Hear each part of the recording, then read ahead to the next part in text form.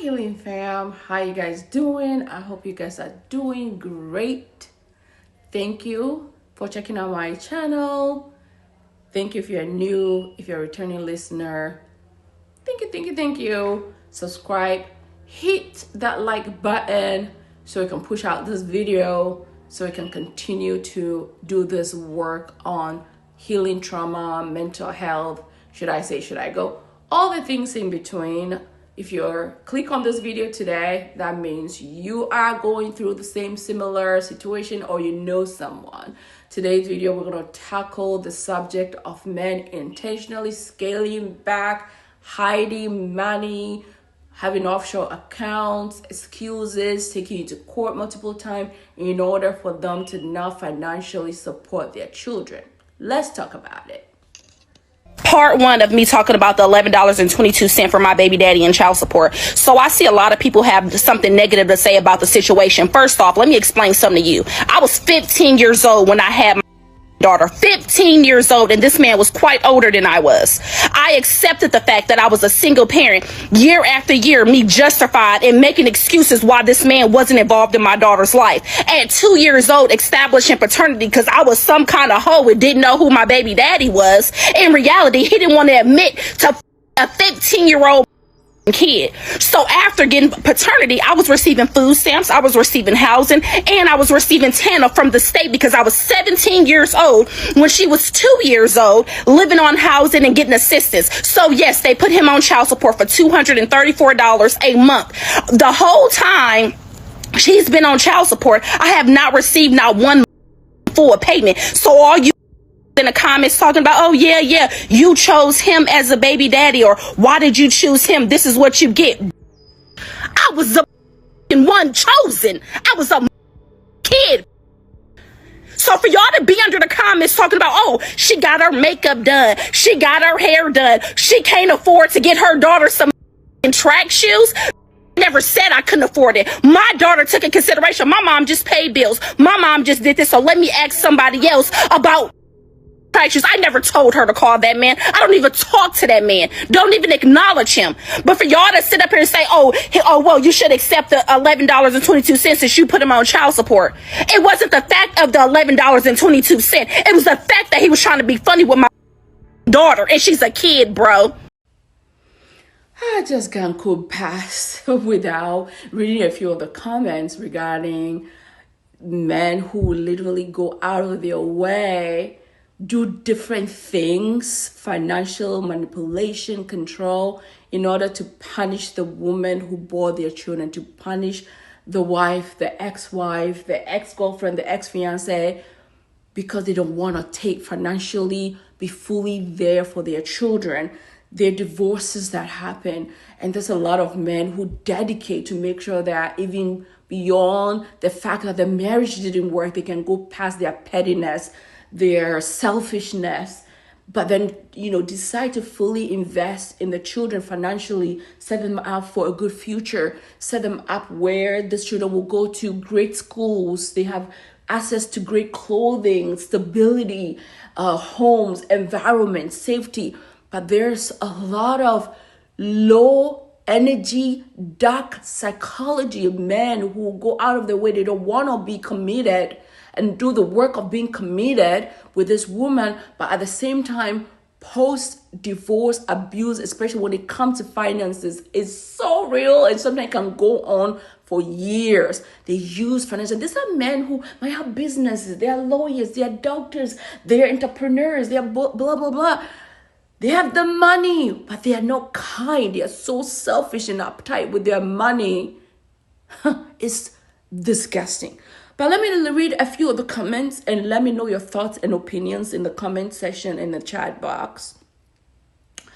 This is one of the main reasons why I'm not having children, because I don't want to deal with men not paying child support. I don't want to deal with the drama from the father, and most importantly, I don't want an ex-wife or a man being tied to me for the rest of my life. Like I said, you're tied to them for the rest of your life, and trying to set boundaries, sometimes it's a nightmare with people like high conflict, controlling.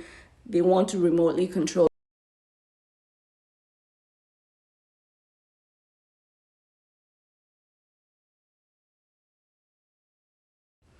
Last comment I want to read is, I just touched my heart. She said, let me get this straight. They want to create children, but they don't want to raise them. And they don't want to financially support them or even treat the person who is raising them with respect. And she said, yeah, I'll pass. But I get it. But this is the nightmare a lot of women have had to deal with, having a partner who is using finances to control and abuse you, even post separation, post breakup. Let me know in the comments. Ladies, do not give up your name. You be proud of being you. Let me know. Bye. So my daughter called her dad, asking him, can he buy her track shoes? He said, yeah, baby, just tell your mama to call the cart and y'all go ahead and head to the store. So she comes in the room excited. Mama, daddy said I could put my shoes on. We can go to the store and get the shoes. And so I call the card and it says you have a balance of $11.22. She said she need track shoes, not no flip-flops. So I called like, yeah, what's up? You said how much was on the card? He talking about, yeah, if you would have been, I wouldn't be going through. I wouldn't be going through if I didn't have a baby daddy like you. This is my second take on men choosing a certain type of women only with the goal to humble them, to cage them, to control them, to manipulate them.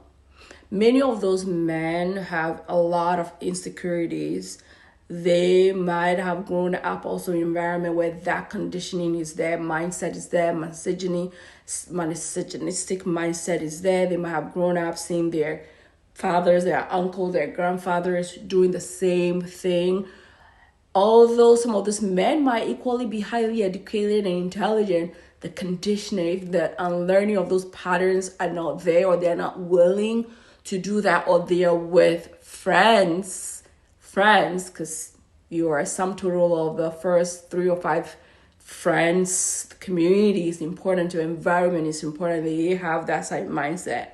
They're gonna be like that. So you have the agency as the woman to recognize when a man is manipulative, has those tactics. This is not a healthy relationship, especially for my religious woman, because I've been there where, you're advised constantly to pray for him, to love on him, to stay with him, to just do the work, and it seems constantly like you're the one doing the work to keep the relationship on its feet.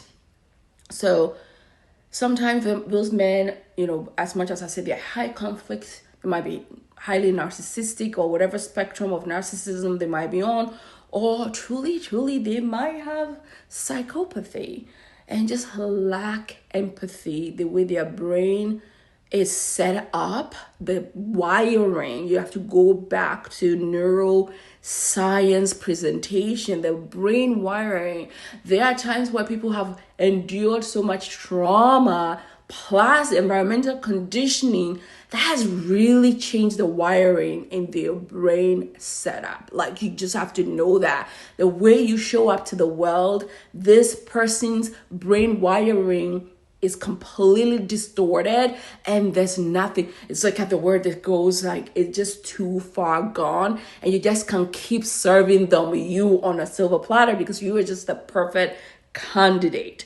You look for those psychopathic people with those disorders. They look for people who have vulnerability and who have availability. They're the perfect target. These people present very calm, collected, very deceptive, a lot of times even very charming. And all they say, when if you're quiet enough to listen, they want to isolate you, minimize you. They might throw jabs at you. They project on you. They it's just very nuanced. It's called coercive control thrown in there, love bombing in there, breadcrumbing. They give you just enough love, just like you're gambling, you win a little bit and you have that dopamine hit, and he gives you that enough dopamine hit, maybe, sexing you a little bit, stigmatized, you get that good shit for a little bit, and you're like, ooh, and then you're caught in there, and then you pull away his affection, and you're like trying to get back that, then you're like, oh, that was so good, can we do it again?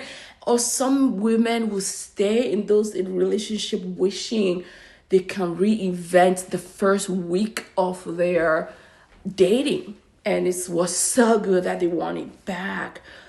But you have to recognize that the selfishness, the will, the desire to just have status, humbling you in that way, and just pulling yourself away. Preserve yourself, preserve your children, because that person's brain is not the same, and some of those partners, husbands, will unalive you. Literally, this is how people get into domestic violence situations, to the point where partners are diminished to the point where they lose themselves, they come and shell themselves. They don't see the red flags, or refuse to see the red flags for what it is, and just wishing to be loved, where you can choose to have that agency, remove yourself and love him yourself, so you're not so desperate, you're not that availability, serving it up on a platter to them, so they can, even if you don't get unalive, you're unalive physically, psychologically, spiritually. You become, once again, like I said, a shell of a person. But for somebody to continue to humble you to the point where you're going to jail, you're losing yourself, you're losing your job, you're losing your choice. So that's where you have to be realistic and have that accountability for you. Okay, bye. You, your son, what about your wife? Oh, well, she's not on there. Okay. We just recently been married, so we haven't switched things up yet. Okay, how long have you all been married? About 3 months. Oh, okay. So yeah, you are. So it's about $200. If I take that $600 and divide it by 3, it's $200 per person. So for both kids, it'll be about $400. That sound about right? Yeah. Okay. So your wages decreased, health insurance somewhat increased. Okay. Is there anything else you want me to know? Is there some more stuff you wanted to know? Well, I mean, you came to court. Okay. I mean, pretty much. I mean, yeah, that's it. I mean, I've been married. I got a newborn. The restaurant haven't been doing so good, and I just need some help from y'all to help me reduce my child support. Okay. All right. Ma'am? Yes. Is there anything you want me to know? Yeah, actually. All right. Are you in agreement to his child support being reduced? No, I am not. Okay, tell me about that. I think it is fine as it is. I don't want to fight to increase it. I think the payment you are paying me is enough. The restaurant that he owns, same business. I don't see there being any less business. The only hours that were reduced were mine because your wife is the manager. Oh, wait a minute. Hold on. I didn't catch that part. Yeah. Run that by me again. So he claims that the restaurant isn't doing so good. Okay. But I think the business is the same. It was just my hours that were reduced, so I had to pick up another job to make do. Okay, so you, him, and new wife all work together? Yeah, well, I only work on the weekends now, but yeah. I mean, it's okay. I mean, we all get along. We make things work out for the family. My baby daddy quit his job as an electrician where he was making over 6 figures a year to work a minimum wage job at a fast food place just so he wouldn't have to pay me $3,000 a month in child support. Is that not ridiculous? He would rather take a massive pay cut than to give me money to pay for his kids. I'm just so pissed right now because I'm going to pay for my mortgage. How am I going to pay for my mortgage? And you can tell me to go get a job, but then who's going to watch my kids? Because putting my kids in daycare is going to cost more than my freaking house. So what am I supposed to... He's trying to act like he should only be responsible for 50% of the kids' expenses, and he doubts that they cost $6,000 a month. But I'm like, sir, I am doing 100% of the raising. I feed these kids every night. I put them to bed. I wake them up in the morning. I get them dressed. You're not doing any of that. So you should be 100% taking care of them financially. I told him when we first got together I was never going to get a job and he was going to have to take care of me, and he was okay with that. But now we're divorced and he's saying that he shouldn't be paying my bills. We've got another revenge story for you. A Virginia father paid his final child support payment to his ex in pennies. 80,000 of them. He pulled up to his ex's house, here's the video, in a rented trailer to dump all of the pennies out on the lawn. He explained it was the result of 18 years of built-up frustration, but it had an impact on his 18-year-old daughter, who reportedly said, quote, "It's not just my mom he's trying to embarrass, it's also me and my sister, and it's upsetting that he didn't consider that before he did that." The mom and daughter decided to do something good with the pennies and donated them all to a domestic abuse center. But the question is this revenge or sheer pettiness or penniness? And what would you going there? And what would you do if this was your father? I thought the daughter sounded actually quite mature. I hadn't even thought like this.